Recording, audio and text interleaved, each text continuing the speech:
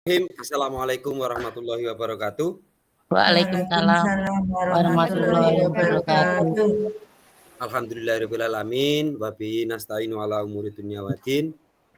Rabbi shrah li sadri wa yassir li amri wahlul 'uqdatam min lisani yafqahu qawli amma ba'd.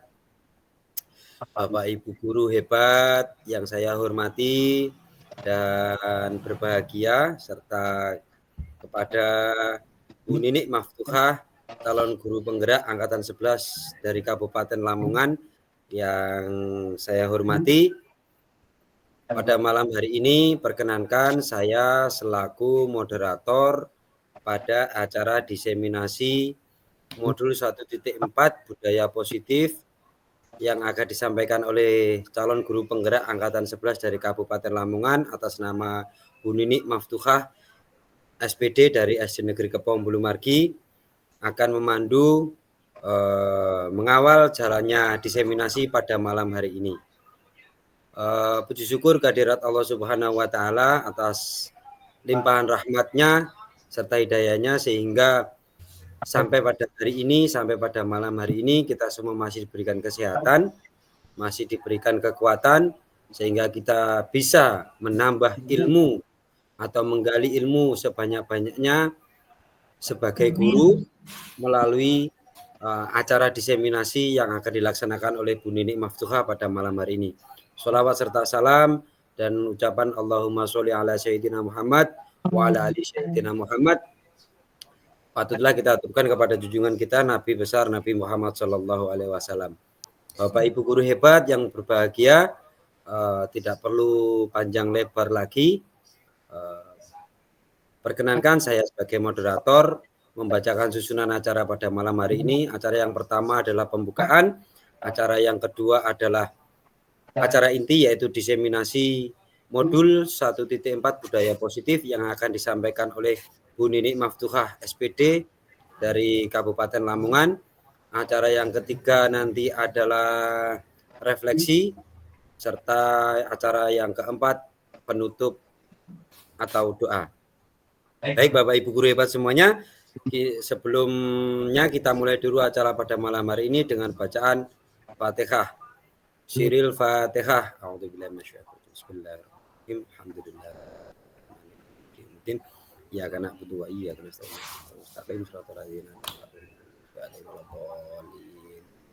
Terima kasih Bapak Ibu guru hebat semuanya.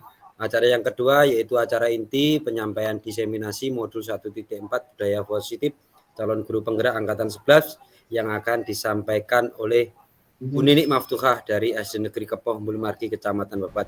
Kepada Bu Ninik, waktu kami berikan secukup dan seluas-luasnya. Kami persilakan Bu Ninik. Terima kasih Pak Wahyu. Assalamualaikum warahmatullahi wabarakatuh. Waalaikumsalam warahmatullahi wabarakatuh. Sebelum saya melakukan diseminasi, di sini saya mengucapkan banyak terima kasih kepada Bapak Ibu guru yang berkenan hadir pada diseminasi modul 1.4 budaya positif yang akan saya sampaikan. Semoga kehadiran panjenengan semua dibalas sama Allah dengan kebaikan yang berlipat ganda. Amin. Bapak Ibu mohon izin untuk berbagi layar, G.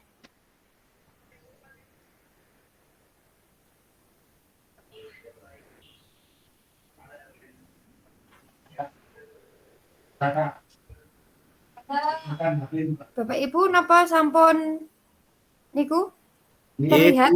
Sudah terlihat. Bu sampun. Jelas Bu Ninik. Diseminasi menyebarkan pemahaman dan pengalaman penerapan modul 1.4 budaya positif. Nama saya Ninik Maftuhah. Saya dari SD Negeri Kepong Bulumargi, calon guru penggerak angkatan 11 kelas 239 Kabupaten Lamongan, Provinsi Jawa Timur. Pada malam hari ini, yang terhormat Bapak Kepala Sekolah saya, Bapak Wahyu Mardianto, sekaligus teman saya di CGP dan sekarang bersedia menjadi moderator. Terima kasih. Yang saya hormati Bapak Ibu guru semuanya. Langsung ke materinya.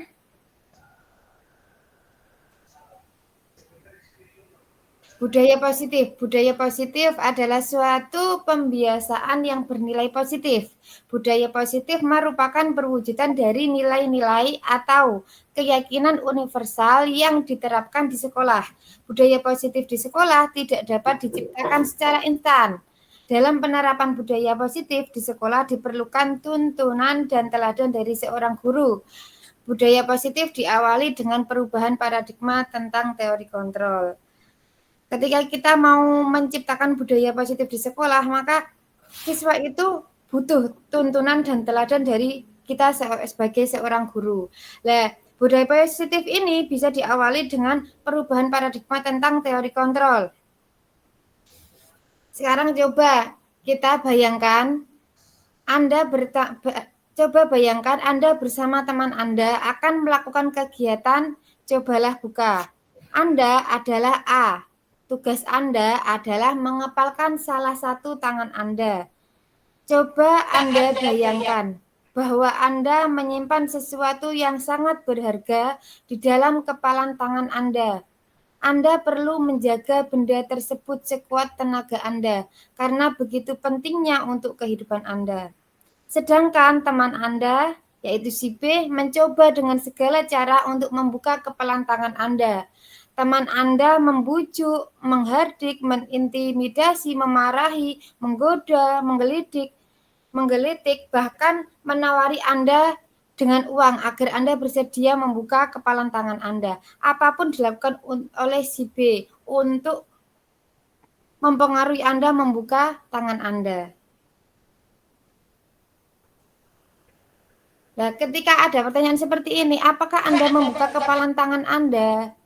Jika iya, apa alasan Anda membuka kepalan tangan Anda? Kemudian pertanyaan yang kedua, apakah Anda tetap menutup kepalan tangan Anda? Jika iya, apa alasan Anda tetap menutup kepalan tangan Anda? Ketika Anda ditanya pada pertanyaan 1 dan 2, pastinya banyak sekali jawaban yang bermacam-macam. Ada yang ditutup, ada yang dibuka dengan alasan yang berbeda-beda. Kemudian ketika ada pertanyaan yang ketiga, dalam kegiatan ini sesungguhnya siapa yang memegang kendali atau kontrol untuk membuka atau menutup kepalan Anda? Pertanyaan ketiga itu jawabannya tentu kita sendiri yang memegang kontrol atas kepalan tangan kita. Dengan alasan yang bervariasi juga, ada karena dikasih uang, karena yang lainnya mungkin disakiti atau yang lainnya. Itu bergantung pada diri kita masing-masing sesuai dengan kebutuhan dasar kita saat itu. Apapun yang ingin kita lakukan itu bergantung pada diri kita sendiri. Kadang kita merasa kita pada murid kita juga kita bisa mempengaruhi murid kita. Pada hakikatnya tidak. Murid kita itu bisa mengontrol dirinya sendiri, memilih mau dikontrol sama Bapak Ibu guru. Teori kontrol Dr. William Glasser dalam kontrol teori yang kemudian hari berkembang dan dinamakan choice theory meluruskan beberapa miskonsepsi tentang makna kontrol. Ilusi guru mengontrol murid. Pada dasarnya kita tidak dapat memaksa murid untuk berbuat sesuatu jikalau murid tersebut memilih untuk tidak melakukannya. Walaupun tampaknya guru sedang mengontrol perilaku murid. Hal demikian terjadi karena murid sedang mengizinkan dirinya dikontrol. Saat itu, bentuk kontrol guru menjadi kebutuhan dasar yang dipilih murid tersebut. Teori kontrol menyatakan bahwa semua perilaku mereka memiliki tujuan. Bahkan kadang mereka melakukan hal yang tidak mereka sukai. Kemudian, bagaimana cara kita merubah paradigma stimulus respon kepada pendekatan teori kontrol? Stephen R. Covey mengatakan bahwa bila kita ingin membuat kemajuan perlahan sedikit demi sedikit, ubahlah sikap atau perilaku Anda. Namun bila kita ingin memperbaiki cara-cara utama kita, maka kita perlu mengubah kerangka acuan kita. Ubahlah bagaimana Anda melihat dunia, bagaimana Anda berpikir tentang manusia. Ubahlah paradigma Anda, skema pemahaman dan penjelasan aspek-aspek tertentu tentang realitas. Di sini ada perbedaan antara stimulus respon dan teori kontrol.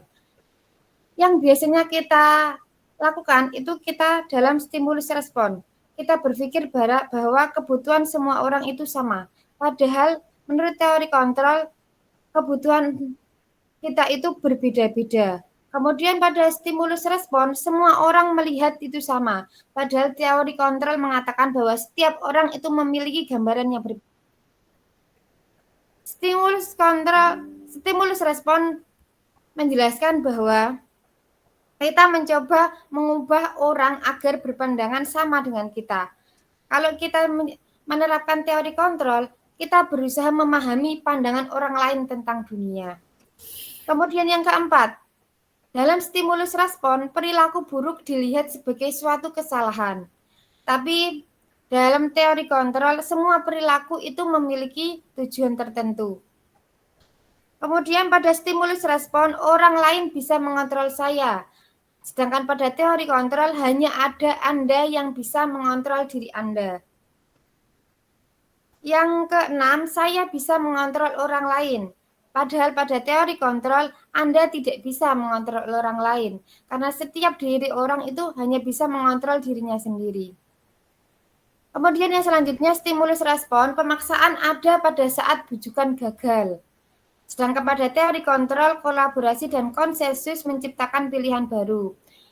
Pada stimulus respon, pemikiran itu ada menang atau kalah. Sedangkan pada teori kontrol, model berpikirnya itu menang dan menang. Kemudian kita membahas tentang disiplin positif. Disiplin adalah sesuatu yang dilakukan seseorang terhadap orang lain untuk mendapatkan kepatuhan. Sebagai pendidik, kita memiliki tujuan untuk menciptakan anak-anak yang memiliki disiplin diri sehingga mereka berperilaku dengan mengacu pada nilai-nilai kebajikan universal dan memiliki motivasi intrinsik dan bukan motivasi ekstrinsik. Disiplin positif merupakan salah satu cara penerapan disiplin yang bertujuan untuk menumbuhkan kesadaran serta memberdayakan anak untuk melakukan sesuatu tanpa mengharap imbalan, ancaman maupun hukuman.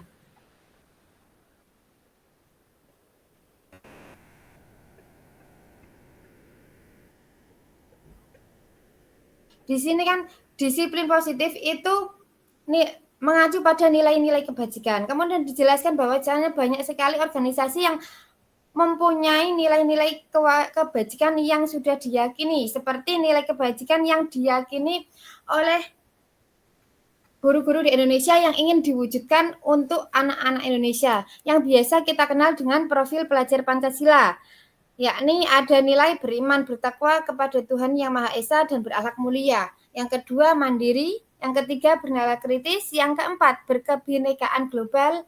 Yang kelima, bergotong royong. Dan yang keenam, kreatif. Selain yang sudah kita yakini, di Indonesia masih banyak lagi nilai-nilai kebajikan yang ada seperti ini. Ibu Primary Years Program PYP ada tentang dan santun, dermawan, suka menolong, dan juga gotong royong. Percaya diri, kreatif, dan pekerja keras, kepemimpinan, dan keadilan. Baik dan rendah hati, toleransi, kedamaian, dan kesatuan. Dan masih banyak lagi nilai-nilai kebajikan. Kemudian, ketika kita melihat setiap tingkah yang dilakukan murid, entah itu tingkah yang menurut kita negatif, itu setiap perilakunya itu berdasarkan pada motivasi perilaku manusia. Di sini menurut Diana Goosen dalam bukunya Restructuring School Discipline ada 3 motivasi perilaku manusia. Yang pertama yaitu untuk menghindari ketidaknyamanan atau hukuman. Yang kedua untuk mendapatkan imbalan atau penghargaan dari orang lain. Dan yang ketiga, untuk menjadi orang yang mereka inginkan dan menghargai diri sendiri sesuai dengan nilai-nilai yang dipercaya. Nah, pada 2 motivasi yang pertama, yakni motivasi yang berasal dari eksternal. Sedangkan motivasi yang ketiga ini motivasi internal.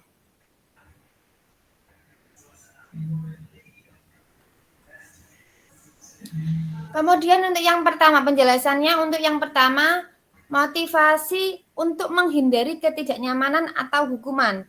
Ini adalah tingkat terendah dari motivasi perilaku manusia. Biasanya orang yang motivasi perilakunya untuk menghindari hukuman atau ketidaknyamanan akan bertanya, apa yang akan terjadi apabila saya tidak melakukannya?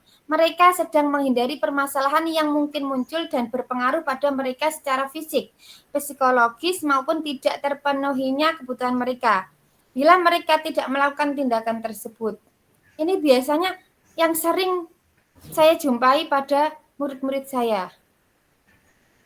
Kemudian untuk yang motivasi kedua, untuk mendapatkan imbalan atau penghargaan dari orang lain. Satu tingkat di atas motivasi yang pertama. Orang dengan motivasi ini akan bertanya, apa yang akan saya dapatkan apabila saya melakukannya? Mereka melakukan sebuah tindakan untuk mendapatkan pujian dari orang lain yang menurut mereka penting dan mereka letakkan dalam dunia berkualitas mereka. Mereka juga melakukan sesuatu untuk mendapatkan hadiah, pengakuan, atau imbalan. Ini tidak hanya murid menurut saya. Saya pun kadang seperti itu. Saya melakukan apapun itu karena ada sesuatu yang akan saya dapatkan dari tindakan yang saya lakukan. Kemudian yang ketiga, untuk menjadi orang yang mereka inginkan dan menghargai diri sendiri dengan nilai yang mereka percaya. Ini yang motivasi intrinsik.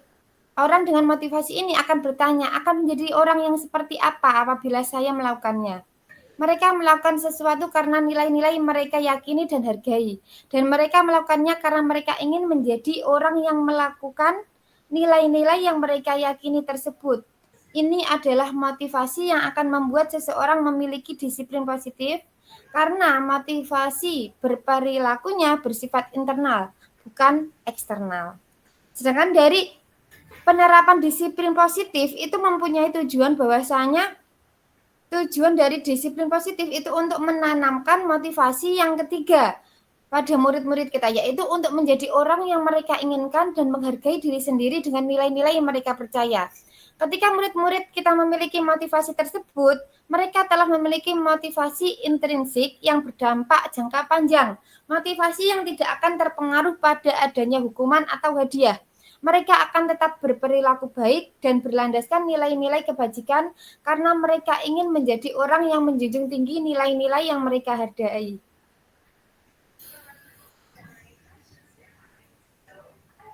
Kemudian di sini dijelaskan bahwa ada penjelasan tentang dihukum oleh penghargaan. Nah, ini dari motivasi yang kedua tadi, kan kadang ada orang yang melakukan sesuatu karena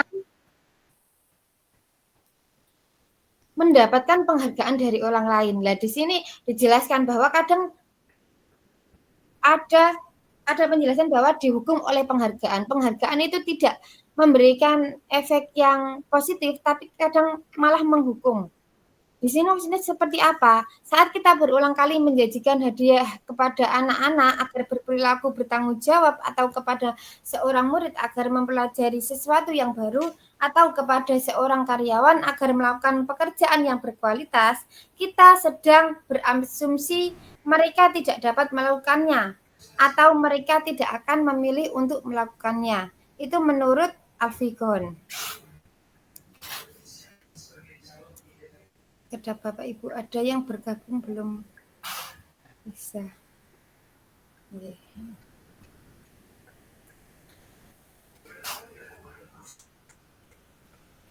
Kemudian penghargaan maupun hukuman adalah cara-cara mengontrol perilaku seseorang yang menghancurkan potensi yang sesungguhnya.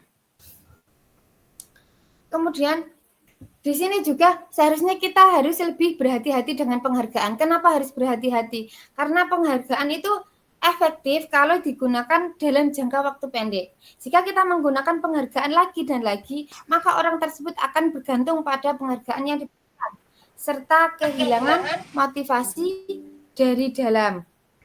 Jika kita mendapatkan penghargaan untuk melakukan sesuatu yang baik, maka selain kita senantiasa berharap mendapatkan penghargaan tersebut, kita pun menjadi tidak menyadari tindakan baik yang kita lakukan itu mempunyai manfaat yang baik juga untuk kita. Kemudian dijelaskan juga bahwasanya penghargaan itu tidak efektif. Suatu penghargaan adalah suatu benda yang kita inginkan, yang kita harapkan ketika kita melakukan sesuatu. Jika saya mengharapkan suatu penghargaan dan tidak mendapatkannya, maka akan menimbulkan rasa kecewa. Dan pada kemungkinan lain kali, saya tidak akan berusaha sekeras sebelumnya. Seperti orang yang berusaha untuk berhenti merokok atau orang yang berusaha diet. Bila diberikan penghargaan pasti awalnya hampir berhasil tapi tidak bisa berhasil karena ketika tidak berhasil dietnya maka usahanya yang benar-benar berusaha itu akan hilang. Dari yang tadi dijelaskan itu kan tentang penghargaan. Kemudian pada motivasi yang pertama ada tentang hukuman. Dan di sini itu ada perbedaan antara hukuman, konsekuensi, dan restitusi. Sepertinya hukuman dan konsekuensi itu sama tapi berbeda. Hukuman itu ketika kita berikan kepada murid kita, maka itu akan menjadi sesuatu yang menyakitkan. Tapi kalau konsekuensi itu sudah tahu dari awalnya, sudah disepakati oleh guru dan murid. Kalau di sini ada lagi yang namanya dengan restitusi. Restitusi ini pemahaman baru yang saya dapatkan di pendidikan guru penggerak. Di sini ada perbedaannya. Kalau hukuman itu menimbulkan tidak nyaman pada anak. Kalau konsekuensi tidak nyaman pada jangka pendek. Kalau hukuman tadi kan jangka panjang. Kalau restitusi itu menguatkan anak-anak dalam jangka waktu panjang. Kemudian untuk hukuman, korbannya itu mendapatkan keadilan. Kalau konsekuensi, korban bisa diabaikan. Kalau restitusi, korban mendapatkan ganti. Pada hukuman, murid akan merasa tersakiti. Konsekuensi, murid itu akan merasa tidak nyaman, gitu saja. Tapi kalau pada restitusi, murid akan mendapatkan penguatan. Pada hukuman, itu akan berdampak pada murid. Kadang muridnya itu marah-marah, merasa bersalah, rendah diri, atau mengasingkan diri. Kalau pada konsekuensi, biasanya berdampak pada murid itu kehilangan hak, waktu jeda seorang diri, terus penahanan. Kemudian pada restitusi, murid atau anak tidak kehilangan waktu, namun bersemangat untuk memperbaiki diri. Dan ada banyak lagi perbedaan antara hukuman, konsekuensi, dan restitusi. Nah, yang hukuman ini digolongkan pada sesuatu yang akan gagal, tidak bisa menciptakan sesuatu yang baik di akhir. Sedangkan pada konsekuensi dan restitusi itu bisa menciptakan sesuatu yang baik meskipun kadang konsekuensi itu berat untuk murid. Dan yang paling cocok untuk murid itu restitusi. Hukuman itu dijelaskan bahwasanya hukuman bersifat tidak terencana atau tiba-tiba. Murid tidak tahu apa yang akan terjadi dan tidak dilibatkan. Hukuman bersifat satu arah. Hukuman itu biasanya yang membuat dari pihak guru sendiri. Dari pihak guru yang memberikan dan murid hanya menerima suatu hukuman tanpa melalui suatu kesepakatan atau pengarahan dari pihak guru, baik sebelum atau sesudahnya. Hukuman yang diberikan itu bisa berupa fisik maupun psikis. Murid atau anak disakiti oleh perbuatan atau kata-kata. Kemudian untuk penjelasan yang kedua tentang konsekuensi. Sementara disiplin dalam bentuk konsekuensi sudah terencana atau sudah disepakati, sudah dibahas oleh pihak guru. Dan murid sudah mengetahui sebelumnya konsekuensi yang akan diterima bila ada pelanggaran. Pada konsekuensi, murid tetap dibuat tidak nyaman untuk jangka waktu pendek. Konsekuensi biasanya diberikan berdasarkan suatu data yang umumnya dapat diukur. Misalnya, setelah 3 kali tugasnya tidak diselesaikan, maka pada batas waktu yang diberikan atau murid melakukan kegiatan di luar kegiatan pembelajaran, misalnya mengobrol, maka murid tersebut akan kehilangan waktu bermain dan harus menyelesaikan tugas. karena ketertinggalannya. Peraturan dan konsekuensi yang mengikuti ini sudah diketahui sebelumnya oleh murid. Kemudian yang ketiga tentang restitusi. Restitusi adalah proses menciptakan kondisi bagi murid untuk memperbaiki kesalahan mereka sehingga mereka bisa kembali pada kelompok mereka dengan karakter yang lebih kuat. Restitusi juga adalah proses kolaboratif yang mengajarkan murid untuk mencari solusi untuk masalah dan membantu murid berpikir tentang orang seperti apa yang mereka inginkan dan bagaimana mereka harus memperlakukan orang lain. Kemudian melalui pendekatan restitusi, ketika murid berbuat salah, guru akan menanggapi dengan mengajak murid berefleksi tentang apa yang dapat mereka lakukan untuk memperbaiki kesalahan mereka sehingga mereka menjadi pribadi yang lebih baik dan menghargai dirinya. Pendekatan restitusi tidak hanya menguntungkan korban, tetapi juga menguntungkan orang yang telah berbuat salah. Kemudian di sini dijelaskan bahwa restitusi itu memiliki ciri-ciri yang pertama. Restitusi bukan untuk menebus kesalahan, namun untuk belajar dari kesalahan. Ketika murid berbuat salah, guru tidak mengarahkan untuk menebus kesalahan dengan membayar sejumlah uang, memperbaiki kerugian yang timbul, atau sekedar meminta maaf. Karena kalau fokusnya ke sana, maka murid yang berbuat salah akan fokus pada tindakan yang bersifat eksternal, yaitu untuk menebus kesalahan dan menghindari ketidaknyamanan. Bukannya yang lebih bersifat internal, yaitu pada upaya perbaikan diri. Ketika murid belajar dari kesalahan untuk menjadi lebih baik untuk masa depan, mereka akan mendapatkan pelajaran yang mereka bisa pakai terus-menerus di masa depan untuk menjadi orang yang lebih baik. Kemudian ciri-ciri yang kedua, restitusi memperbaiki hubungan. Restitusi adalah proses refleksi dan pemulihan. Proses ini menciptakan kondisi yang aman bagi murid untuk menjadi jujur pada diri mereka sendiri dan mengevaluasi dampak dari tindakan mereka pada orang lain. Ketika proses pemulihan dan evaluasi diri telah selesai, mereka bisa mulai berpikir tentang apa yang bisa dilakukan untuk menebus kesalahan mereka pada orang yang menjadi korban. Oleh karenanya, restitusi itu memperbaiki hubungan dan memperkuatnya.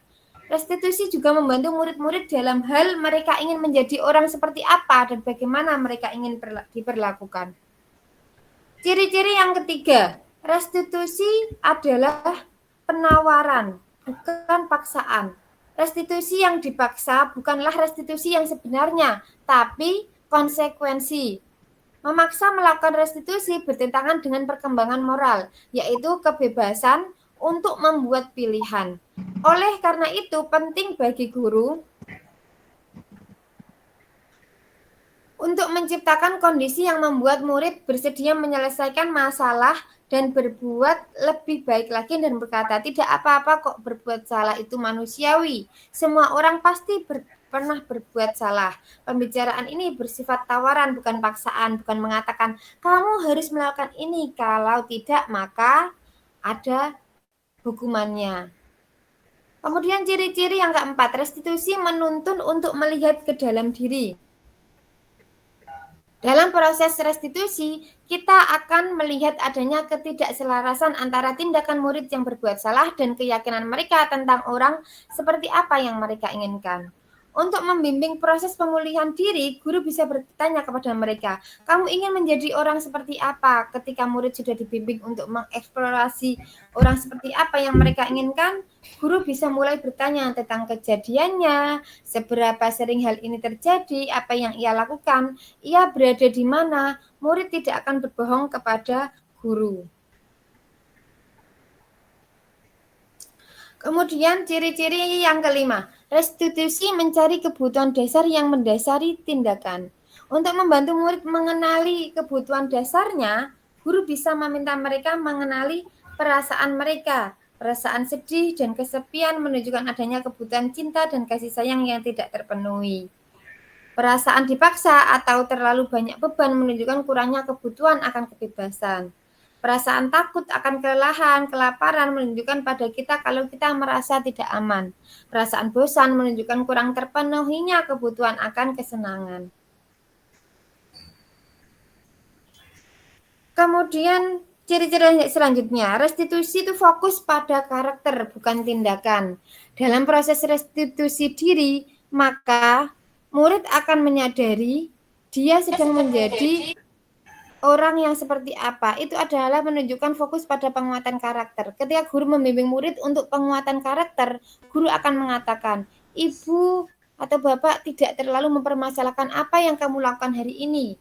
Tetapi mari kita bicara tentang apa yang akan kamu lakukan besok. Kamu bisa saja minta maaf, tapi orang akan lebih suka mendengar apa yang akan kamu lakukan dengan lebih baik lagi.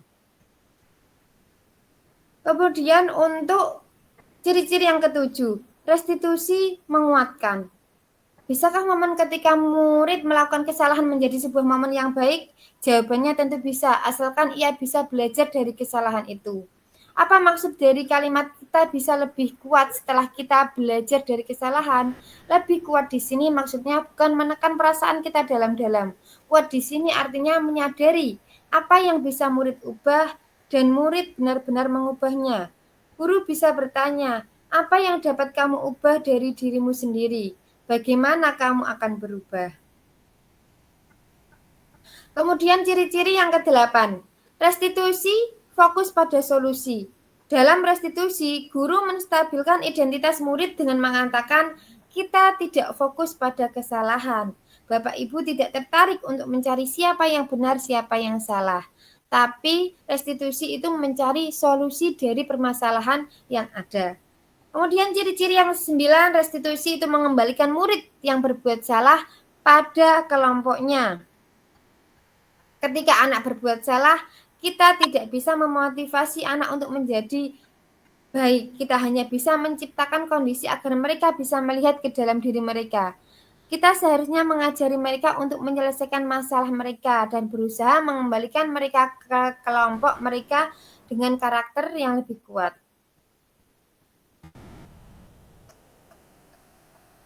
Itu tadi tentang ciri-ciri restitusi. Kemudian materi selanjutnya yakni tentang keyakinan kelas. Pastinya Bapak Ibu guru banyak yang sudah menerapkan keyakinan kelasnya ini di kelas masing-masing.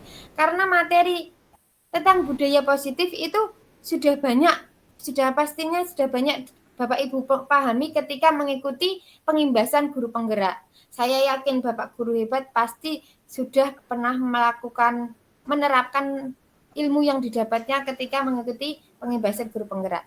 Di sini keyakinan kelas itu merupakan kesepakatan kelas yang diyakini bersama guru dan murid dengan harapan dapat meningkatkan kedisiplinan murid. Keyakinan kelas berupa pernyataan universal dibuat dalam bentuk positif dan bersifat abstrak. Keyakinan kelas hendaknya tidak terlalu banyak sehingga mudah diingat dan dipahami. Semua warga kelas ikut berkontribusi dalam pembuatan keyakinan kelas lewat kegiatan mengutarakan pendapat. Ini kemarin ada video saya ketika membuat keyakinan kelas bersama murid-murid saya di kelas 6. Ternyata dari kegiatan kemarin itu saya mendapatkan pengalaman bahwasanya ketika anak-anak itu dikasih peraturan itu mudah lupa, terus nggak begitu semangat. Tapi ketika anak-anak dilibatkan membuat keyakinan kelas itu lebih semangat, lebih senang. Kemudian pada hari selanjutnya ketika keyakinan kelas itu sudah diterapkan, ada yang melanggar, itu mereka secara tidak langsung sudah saling mengingatkan sesama temannya. Apabila ada yang melanggar itu sudah ada, kemarin sampean wis mari nulis apa ya nek keyakinan kelas lapo saiki dilanggar, itu ada yang seperti itu. Jadi ketika kita melibatkan anak-anak itu anak-anak lebih menikmati, lebih senang seperti itu. Itu bagian dari pengalaman saya ketika membuat keyakinan kelas bersama anak-anak kelas saya. Dan saya yakin Bapak Ibu guru semuanya sudah punya pengalaman sendiri-sendiri yang pastinya seru, yang pastinya lebih baik daripada saya. Kemudian Di sini ada materi tentang kebutuhan dasar manusia. Seluruh tindakan manusia memiliki tujuan tertentu. Semua yang kita lakukan adalah usaha terbaik kita untuk mendapatkan apa yang kita inginkan. Kebutuhan dasar manusia itu ada 5. Yang pertama, bertahan hidup. Yang kedua, kasih sayang dan rasa diterima. Yang ketiga, kebebasan. Yang keempat, kesenangan. Dan yang kelima, penguasaan. Yang pertama tentang bertahan hidup. Bertahan hidup. Kebutuhan bertahan hidup adalah kebutuhan yang bersifat fisiologis untuk bertahan hidup. Misalnya, kebutuhan tentang kesehatan, rumah, dan makanan. Sedangkan kebutuhan biologis sebagai bagian dari proses reproduksi termasuk kebutuhan untuk tetap bertahan hidup. Sedangkan pada komponen psikologis pada kebutuhan ini meliputi kebutuhan akan perasaan aman. Kemudian yang kedua, tentang kebutuhan kasih sayang dan rasa diterima. Kebutuhan untuk disayangi dan diterima meliputi kebutuhan akan hubungan dan koneksi sosial, kebutuhan untuk memberi dan menerima kasih sayang, dan kebutuhan untuk merasa menjadi bagian dari suatu kelompok. Kebutuhan ini juga meliputi keinginan untuk tetap terhubung dengan orang lain seperti teman, keluarga, pasangan hidup, teman kerja, binatang peliharaan, dan kelompok di mana kita tergabung. Anak-anak yang memiliki kebutuhan dasar kasih sayang dan rasa diterima yang tinggi biasanya ingin disukai dan diterima oleh lingkungannya. Mereka juga akrab dengan orang tuanya. Biasanya mereka belajar karena suka pada gurunya. Bagi mereka, teman sebaya sangatlah penting. Mereka juga biasanya suka bekerja dalam kelompok. Kemudian kebutuhan yang ketiga, yakni tentang penguasaan atau kebutuhan pengakuan atas kemampuan. Kebutuhan ini berhubungan dengan kekuatan untuk mencapai sesuatu, menjadi kompeten, menjadi terampil, diakui atas prestasi dan keterampilan kita, didengarkan dan memiliki rasa harga diri. Kebutuhan ini meliputi keinginan untuk dianggap berharga, bisa membuat perbedaan, bisa membuat pencapaian, kompeten, diakui, dihormati. Anak-anak yang memiliki kebutuhan dasar akan penguasaan yang tinggi biasanya selalu ingin menjadi pemimpin. Mereka juga suka mengamati sebelum mencoba hal baru dan merasa kecewa bila melakukan kesalahan. Mereka juga biasanya rapi dan sistematik dan selalu ingin mencapai yang terbaik. Kemudian kebutuhan yang selanjutnya, yakni kebutuhan tentang kebebasan. Kebutuhan untuk bebas adalah kebutuhan akan kemandirian, otonomi, memiliki pilihan, dan mampu mengendalikan arah hidup seseorang. Anak-anak dengan kebutuhan kebebasan yang tinggi menginginkan pilihan. Mereka perlu banyak bergerak, suka mencoba-coba, tidak terlalu berpengaruh orang lain, dan senang mencoba hal baru dan menarik. Kemudian kebutuhan selanjutnya yakni kesenangan atau kebutuhan untuk merasa senang. Kebutuhan akan kesenangan adalah kebutuhan untuk mencari kesenangan, bermain dan tertawa. Bayangkan hidup tanpa kenikmatan apapun. Betapa menyedihkan. Glaser menghubungkan kebutuhan akan kesenangan dengan belajar. Semua hewan dengan tingkat intelijensi tinggi bisa bermain. Saat mereka bermain, mereka mempelajari keterampilan hidup yang penting. Manusia tidak berbeda. Anak-anak dengan kebutuhan dasar kesenangan yang tinggi biasanya ingin menikmati apa yang dilakukan. Mereka juga bisa berkonsentrasi tinggi saat mengerjakan hal yang disenangi. Mereka suka permainan dan suka mengoleksi barang, suka bergurau, suka melucu, dan juga menggemaskan. Bahkan saat mereka bertingkah laku buruk, mereka masih terlihat lucu. Itu tadi 5 tentang kebutuhan dasar manusia. Dan setiap anak itu kadang melakukan tingkah-tingkah yang menurut kita kadang membuat kita kesal, marah, itu ada alasannya. Lah, dari 5 kebutuhan itu pasti ada yang mendasari perilaku yang dilakukan oleh anak tersebut. Sekarang ketika anak itu melakukan apapun didasari oleh 5 kebutuhan dasar manusia. Di sini sebagai guru kita memiliki posisi kontrol. Nah, di sini ada 5 posisi kontrol yang bisa kita pilih ketika kita menghadapi murid-murid kita. Yang pertama yaitu sebagai penghukum. Yang kedua, pembuat orang merasa bersalah. Yang ketiga sebagai teman, yang keempat sebagai pemantau, dan yang kelima sebagai manajer. Penjelasannya, di sini sebagai penghukum, seorang penghukum bisa menggunakan hukuman fisik maupun verbal. Orang-orang yang menjalankan posisi penghukum senantiasa mengatakan bahwa sekolah memerlukan sistem atau alat yang dapat lebih menekan murid-murid lebih dalam lagi. Patuhi aturan saya atau awas. Ketika kamu melakukan kesalahan, kamu pasti akan mendapatkan hukuman. Kemudian posisi yang kedua, yakni pembuat merasa bersalah. Pada posisi ini biasanya guru akan bersuara lebih lembut. Pembuat rasa bersalah akan menggunakan keheningan yang membuat orang lain merasa tidak nyaman, bersalah atau rendah diri. Kata-kata yang keluar itu dengan nada yang lembut, seperti ibu sangat kecewa sekali dengan kamu. Meskipun kata-katanya lembut itu berdampak tidak bagus pada murid. Biasanya murid langsung merasa bersalah. Kemudian posisi yang ketiga, guru pada posisi ini tidak akan menyakiti murid, namun akan tetap berupaya mengontrol murid melalui persuasi. Posisi teman pada guru bisa negatif ataupun positif. Positif di sini berupa hubungan baik yang terjalin antara guru dan murid. Guru di posisi teman menggunakan hubungan baik dan humor untuk mempengaruhi seseorang. Mereka akan berkata, ayo bantulah demi Bapak ya.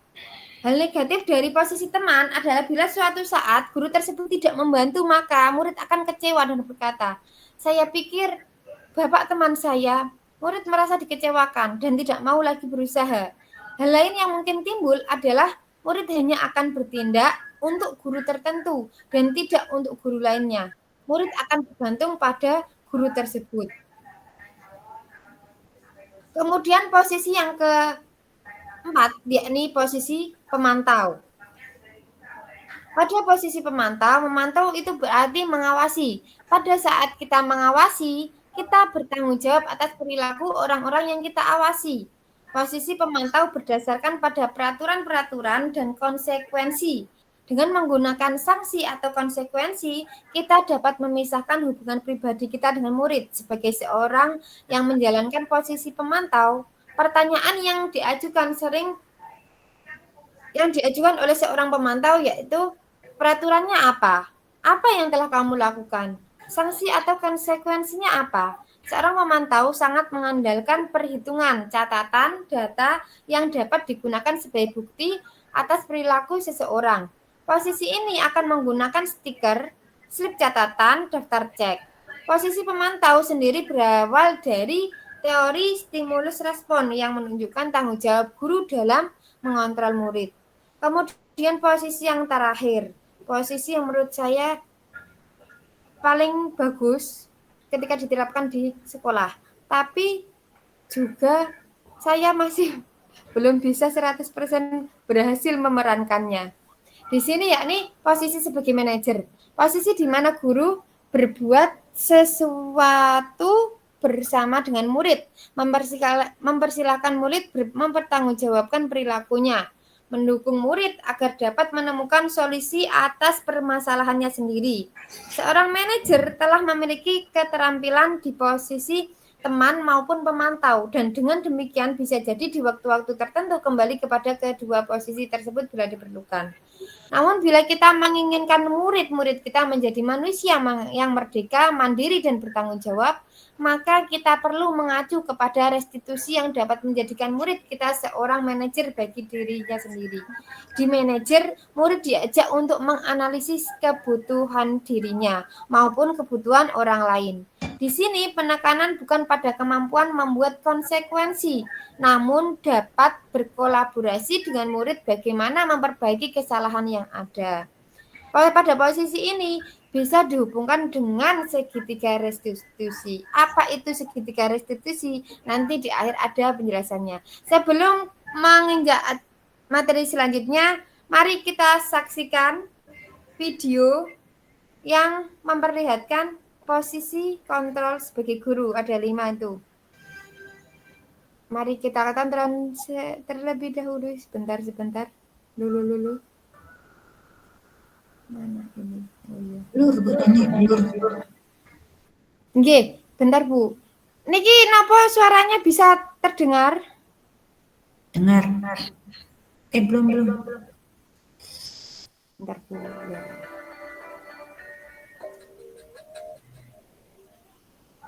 Dengar nggih?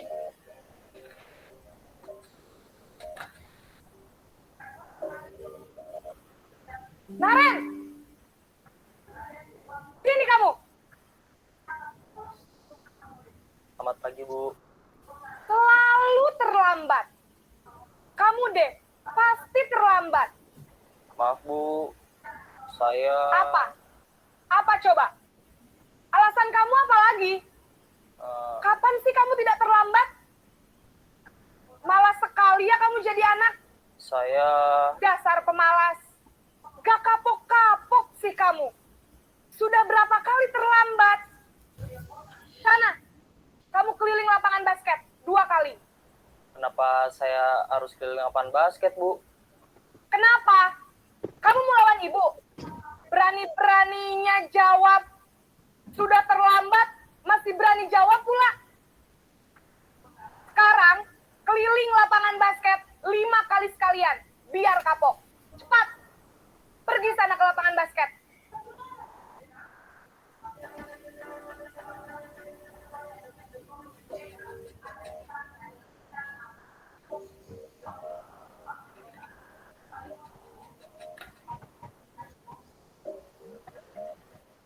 Naren!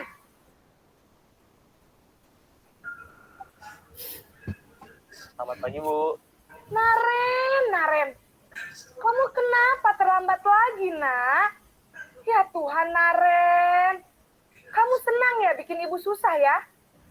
Kalau kamu terlambat lagi, nanti ibu yang ditegur bapak kepala sekolah, nak. Disangka ibu tidak bisa membina kamu. Duh, gimana ini? Maaf, Bu.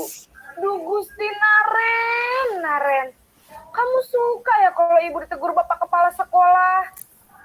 Terus, sekarang ibu harus tulis apa ini di buku absen? Ini kamu sudah sering terlambat loh. Ibu harus apa coba? Maaf, Bu. Maaf sekali. Ya sudah, lain kali jangan bikin ibu susah lagi ya nak ya. Ibu tidak akan kuat lagi kalau kamu begini terus. Bisa jantungan kalau ibu ditegur bapak kepala sekolah. Karena cepat ke kelas. Maaf ya, Bu. Maaf sekali.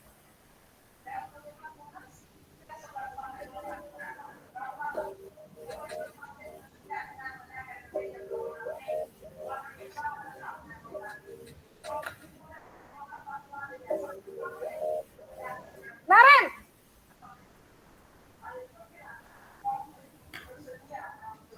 Selamat pagi, Bu. Wah, sudah jam berapa ini nak? Terlambat lagi ya sayang. Iya, Bu. Habis ibu saya lupa bangunkan saya, Bu. Kamu malah menyalahkan ibu kamu. Kamu bukannya anak yang larinya paling kencang.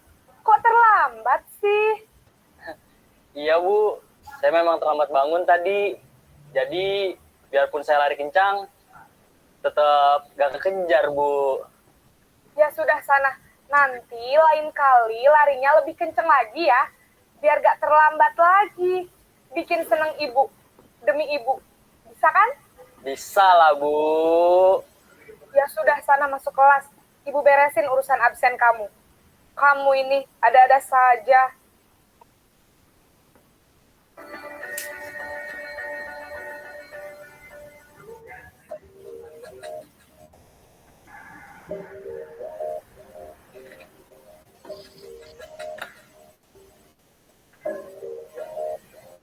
Naren!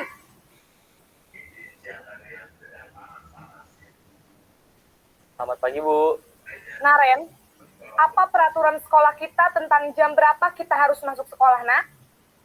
Kita harus di sekolah jam 7, Bu. Iya, betul. Sekarang sudah jam 7.20. Naren sudah tahu konsekuensinya jika terlambat hadir. paham, Bu. Saya harus tinggal kelas pas jam istirahat selama 20 menit. Ya benar, konsekuensinya demikian. Jadi nanti jam 9.30 pas istirahat, kamu harus tinggal di kelas, kerjakan tugas tambahan untuk ketertinggalan kamu, ya. Baik, Bu.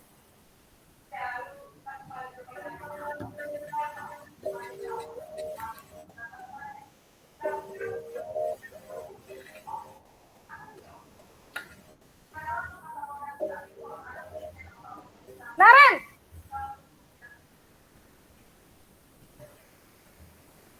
Selamat pagi, Bu. Selamat pagi, Naren. Maaf, Bu. Saya terlambat. Iya, sekolah masuknya jam 7, sekarang sudah jam 7.20. Jadi sekarang bagaimana ini, Naren? Maaf, Bu. Saya lupa setel alarm saya semalam. Baiklah, menurut kamu, keyakinan sekolah yang mana yang perlu kamu tingkatkan? Menghargai diri sendiri dan orang lain mungkin ya, Bu. Setuju. Jadi, apakah Naren meyakini prinsip saling menghormati tersebut? Iya, Bu. Saya meyakininya. Apakah Naren bersedia memperbaiki masalah keterlambatan ini? Bersedia, Bu. Bagaimana kamu akan perbaiki masalah keterlambatan ini? Saya akan coba untuk tidak lupa menyetel alarm saya, Bu. Baik, kalau Naren lupa menyetel alarm di rumah, ada orang yang kira-kira bisa bantu mengingatkan tidak? Ada, Bu. Kakak saya, Kak Ema. Ada lagi selain Kak Ema? Selain Kak Ema, ada ibu saya. Baik, jadi yang mengingatkan Naren adalah Kak Ema dan ibu kamu ya? Kira-kira akan mulai setel alarm kapan nih, Naren? Setelah pulang sekolah, akan segera saya lakukan. Baik, jadi Naren akan setel alarm untuk bangun besok pagi dan akan diingatkan oleh kakak dan ibunda Naren ya. Ada lagi yang mungkin perlu dilakukan, Naren? Agar tidak terlambat bangun lagi. Tidak ada, Bu. Baik, Naren. Terima kasih untuk kerjasama kamu. Sekarang kamu perlu kembali ke kelas untuk belajar. Baik, Bu. Terima kasih.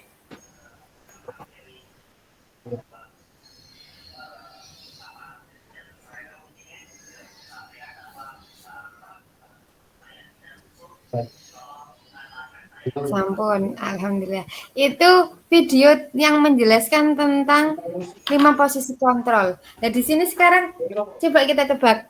Posisi kontrol apakah aku ketika guru mengatakan saya kecewa sekali dengan kamu. Bapak Ibu monggo ditebak. Ini posisi kontrolnya sebagai apa ya? Di antara 5 itu. Sebagai Bu Farida, monggo Bu Farida. Saya mencoba ini. Saya kecewa sekali dengan kamu. Berarti posisi kontrol membuat merasa bersalah, Ibu. Membuat merasa bersalah. Kita cek jawabannya. Oke, alhamdulillah benar.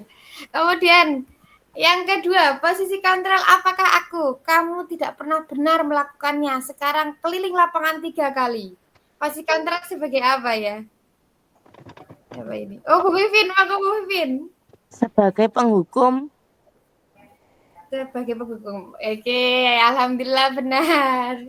Itu kalau penghukum ini saya sering melakukannya sepertinya, Bu. Mengena sekali. Terus kemudian yang ketiga, posisi kontrol apakah aku? Kira-kira bagaimana kamu akan memperbaiki masalah ini? Ayo, posisi kontrol sebagai apa?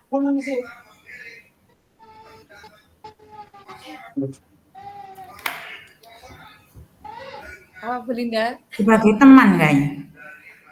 Sebagai teman tadi. Sebagai Ada teman? ya? Kalau tidak ngantuk saya tadi.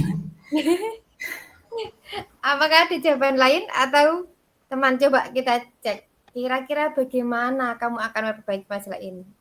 Jawabannya adalah sebagai manajer. Berarti ngantuk beneran tadi Bu jenengan. Harapku terakhir manajer. Nggih, mboten napa-napa. Terus sekarang yang keempat, posisi kontrol apakah aku? Ayolah lakukan demi Bapak atau Ibu. Apa ya? Posisi kontrolnya apa ini? Ini baru lagi. teman Bu Nini. Ayo, Bu Linda. Ini Oh baru iya Bu, teman. oke, Nah, ini saya alhamdulillah. tadi. Benar. Berarti masih ada yang nyantel ya Bu Linda, Iya. meskipun sama ngantuk. Nggih. Terus ya yang terakhir, posisi kontrol apakah aku? Kamu terlambat 15 menit. Apakah kamu sudah mengerti konsekuensi yang dilakukan bila terlambat? Posisi kontrol sebagai apa? Mangga Bu Farida.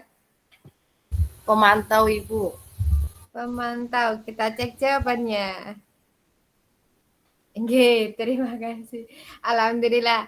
Terima kasih, itu tadi materi tentang 5 posisi kontrol. Terus sekarang materi yang selanjutnya yaitu tentang segitiga restitusi. Segitiga restitusi.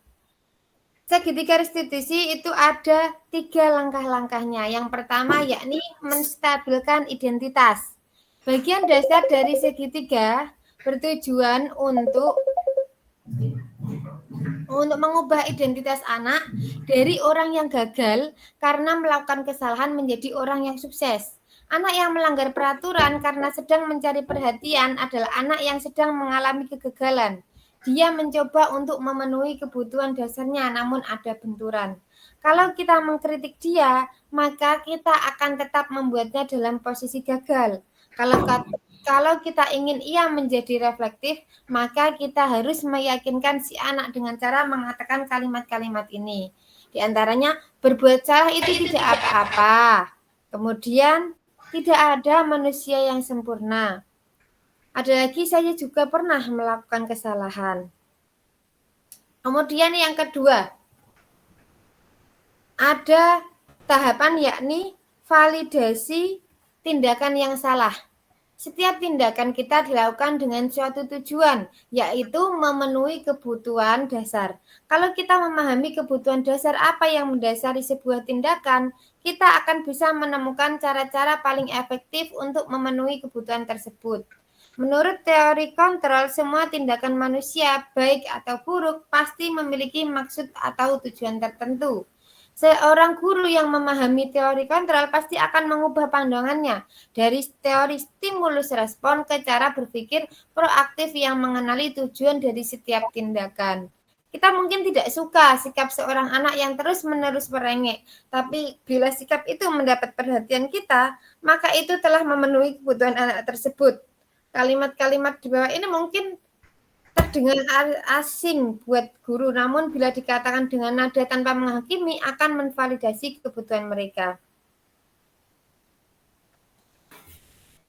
Kemudian tahapan yang ketiga yakni menanyakan keyakinan. Pada tahapan ini, teori kontrol menyatakan bahwa kita pada dasarnya termotivasi secara internal ketika identitas sukses telah tercapai pada langkah 1 dan tingkah laku yang salah telah tervalidasi pada langkah 2, maka anak akan siap untuk dihubungkan dengan nilai-nilai yang dia percaya. Dan berpindah menjadi orang yang dia inginkan. Pertanyaan-pertanyaan di bawah ini menghubungkan keyakinan anak dengan keyakinan kelas atau keluarga. Apa yang kita percaya sebagai kelas atau keluarga? Apa nilai-nilai umum yang kita telah sepakati? Apa bayangan kita tentang kelas yang ideal? Kamu mau jadi orang yang seperti apa? Penting untuk menanyakan ke anak kehidupan seperti apa nantinya yang mereka inginkan. Apakah kamu ingin menjadi orang yang sukses, bertanggung jawab, atau bisa dipercaya? Kebanyakan anak akan mengatakan iya, tapi mereka tidak tahu bagaimana caranya menjadi orang seperti itu. Guru dapat membantu dengan bertanya seperti apa jika mereka menjadi orang seperti itu. Ketika anak sudah mendapat gambaran yang jelas tentang orang seperti apa yang mereka inginkan, guru dapat membantu anak-anak tetap fokus pada gambaran tersebut. Ini tentang tahap-tahap segitiga restitusi. Kemarin saya berdasarkan pengalaman saya menerapkan segitiga restitusi, ini sebenarnya anak lebih terbuka, lebih nyaman ketika melakukan kesalahan. Kita tidak langsung, biasanya kan kalau kebiasaan ada anak yang melakukan kesalahan itu langsung dihukum, langsung dipanggil di depan umum. Tapi ketika kita mau menerapkan segitiga restitusi, itu saya merasa anak-anak lebih nyaman, lebih bisa mengeluarkan apa yang dirasakannya. Kemarin itu Dari dua itu salah satunya itu melakukan masalah yakni sering sekali tidak melakukan piket. Sampai teman-temannya itu mengeluh, Bu ini lo nggak pernah piket. Nah, seperti itu. Akhirnya saya tanya kenapa. Saya melakukan pertanyaan kepada anak tersebut itu dengan menerapkan segitiga restitusi. Ternyata ada alasannya seperti apa, terus anak tersebut juga mau berubah untuk yang lebih baik. Kemudian itu tentang segitiga restitusi. Dari semua yang sudah saya sampaikan, pastinya Bapak Ibu Guru juga sudah pernah mendengarkan materi ini, sudah pernah mendapatkan materi ini. Dari saya, itu yang dapat saya sampaikan. Mungkin nanti ada pertanyaan atau ada saling sharing, saling berbagi pengalamannya ketika menghadapi anak-anak di sekolah. Ketika kita pernah mungkin merasakan posisi kontrol yang seperti apa, terus anak-anak perasaannya seperti apa, sebagai Bapak Ibu Guru perasaannya seperti apa. Monggo nanti bisa diceritakan. Berbagi pengalaman lah. Ngoten. Terima kasih, demikian yang dapat saya sampaikan. Kurang lebihnya saya mohon maaf, saya kembalikan kepada Bapak Wahyu selaku moderator. Assalamualaikum warahmatullahi wabarakatuh. Waalaikumsalam warahmatullahi wabarakatuh. Demikian tadi Bapak Ibu Guru hebat yang berbahagia pada malam hari ini, serangkaian diseminasi terkait modul 1.4 budaya positif yang telah disampaikan oleh Bu Nini Maftuhah selaku guru dari Lembaga SD Negeri Kepoh Bulmargi. Dengan bahasa khasnya, dengan bahasa apa adanya, Bu Nini menyampaikan dari awal hingga akhir tadi. Itulah ciri khasnya Bu Nini yang tidak perlu banyak bahasa yang neko-neko, tapi ya memang itu Bu Nini. Dan saya akui apa yang disampaikan Bu Nini tadi sudah mengena. Insya Allah Bapak Ibu Guru semuanya pasti sudah pernah mengalami, terutama dalam hal ketika menghadapi siswa kita ketika setelah melakukan kesalahan. Baik Bapak Ibu yang saya hormati, alangkah baiknya lagi kalau nanti di sesi yang ketiga ini, yaitu sesi refleksi materi, Bapak Ibu bisa mengajukan atau raise hand untuk mengajukan pertanyaan. Saya batasi maksimal 3 pertanyaan. 3 pertanyaan cukup ya Bu Nini? Nggih Pak, cekap. Tapi kados nggih. Sudah tidak ada pertanyaan sudah. Kalau memang tidak ada pertanyaan, saya mengharapkan ada masukan atau tambahan dari Bapak Ibu Guru, karena sebagai manusia biasa saya yakin Bu Nini itu juga punya kekurangan di sana sini. Jadi alangkah baiknya diseminasi ini menjadi akan lebih baik lagi jika ada tambahan-tambahan dari Bapak Ibu semuanya. Baik, saya berikan waktu secukupnya Bapak Ibu yang mau mengajukan pertanyaan atau menambahi materi dengan aturan mengacungkan tangan atau raise hand. Silakan Bapak Ibu, saya tunggu. 1, 2, atau 3, atau kalau memang dirasa cukup, Bapak Ibu cukup menyampaikan di kolom komentar, cukup gitu Bapak Ibu. Monggo. Saya rasa, oh ya, Bu Indah. Bu Indah, terima kasih. Saya persilakan Bu Indah Setioningsi untuk membuka mic-nya. Silakan Bu Indah. Terima kasih atas waktu yang diberikan Bapak. Tadi saya akan melihat Bu Nini dalam slide yang ditampilkan itu ada penerapan segitiga restitusi seperti itu, Bu Nini ya. Yang mau saya tanyakan adalah ada tidak kendala dalam pelaksanaan segitiga restitusi tersebut kepada siswa, Bu? Jika ada kendalanya, itu solusi yang bisa ditawarkan oleh Bu Nini itu seperti apa? Seperti itu, Ibu. Terima kasih. Baik, terima kasih Bu Indah. Bu Nini, ada kendala enggak dan bagaimana solusi untuk menghadapi kendala tersebut ketika menghadapi siswa kita? Monggo Bu Nini dipersilakan menjawab. Nggih, terima kasih Bu Indah untuk pertanyaannya. Kalau menurut saya, apakah ada kendala ketika kita menerapkan segitiga restitusi? Kemarin pada saat saya menerapkan segitiga restitusi itu kendalanya, anaknya kan memang belum pernah saya ajak menerapkan segitiga restitusi. Jadi ketika pertama kali menerapkan itu anaknya malu-malu. Terus ketika ditanya juga masih merasa takut. Kan di situ juga ditanya kenapa melakukan seperti itu masih ada rasa ragu-ragu untuk menjawab, ngoten. Tapi ketika kita kasih pengertian, enggak kok kalau langsung dihukum. Kalau langsung seperti biasanya kan dapat hukuman, terus dengan nada penghukum itu loh Bu, posisi kontra penghukum biasanya kan anak-anak langsung takut, ngoten. Tapi ketika kita diajak ngomong pelan-pelan, akhirnya anaknya mau mengatakan apa alasannya, terus kemudian besok mau nggak untuk menjadi lebih baik, ngoten. Akhirnya mau. Pada awalnya itu kayak malu-malu, kayak ditanya itu bulet aja jawabannya, itu nggak bisa memunculkan solusi, ngoten. Tapi alhamdulillah akhirnya bisa memunculkan solusi. Mungkin belum terbiasa.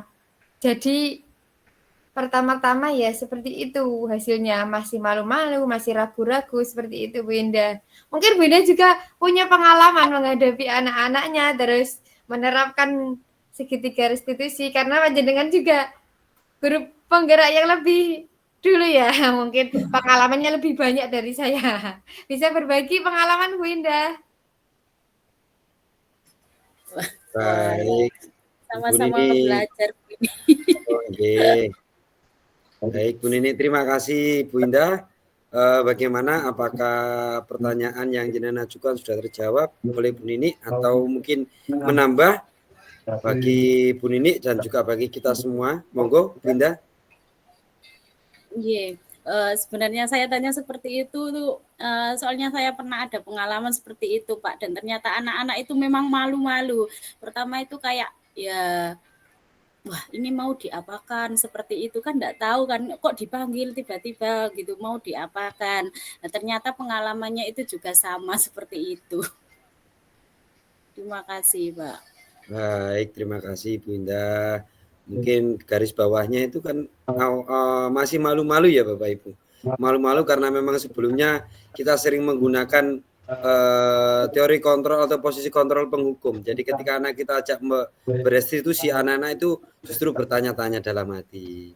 Baik, barangkali ada pertanyaan lagi atau tambahan lagi, saya berikan waktu lagi.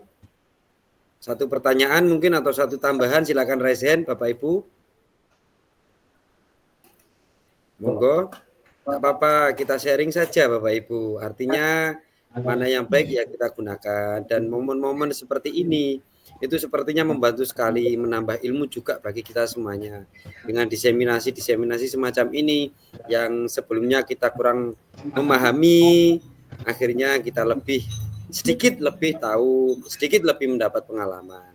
Jadi monggo Bapak Ibu kita gunakan forum ini untuk sharing. Kalau memang dirasa cukup, Bapak Ibu, bagaimana? Apakah cukup semuanya? Cukup. Terima kasih, cukup ya. Baiklah Bapak Ibu, semoga ilmu yang sudah dibagikan oleh Bu Nini pada malam hari ini di acara diseminasi modul 1.4 budaya positif calon guru penggerak angkatan 11 dari Kabupaten Lamongan mendapatkan berkah serta barokahnya dan berguna untuk Bu Nini khususnya dan kita semuanya pada umumnya serta dunia pendidikan yang ada di Indonesia pada umumnya juga mendapatkan manfaat. Dan Bapak Ibu nanti ketika kembali lagi ke sekolah bisa menerapkan ilmu-ilmu yang sudah kita dapatkan pada malam hari ini supaya pembelajaran atau dunia pendidikan yang kita laksanakan setiap hari itu seperti harapan dari Ki Hajar Dewantoro, ya, seperti filosofisnya Ki Hajar Dewantoro, yaitu pembelajaran yang berpusat pada murid. Bapak Ibu guru hebat yang saya hormati, kiranya cukup sekian acara diseminasi pada malam hari ini dari awal hingga akhir. Saya selaku moderator mohon maaf apabila ada kekurangan di sana sini karena saya juga manusia biasa. Sekali lagi saya ucapkan beribu-ribu terima kasih atas waktu yang sudah Bapak Ibu luangkan untuk menghadiri undangan dari Bu Nini pada malam hari ini. Sebelum kita akhiri, marilah kita tutup dengan bacaan Al-Fatihah. Ila hadratil Mustafa Muhammad Rasulullah sallallahu alaihi wasallam. Al-Fatihah. A'udzubillahi minasyaitonir rajim. Bismillahirrahmanirrahim.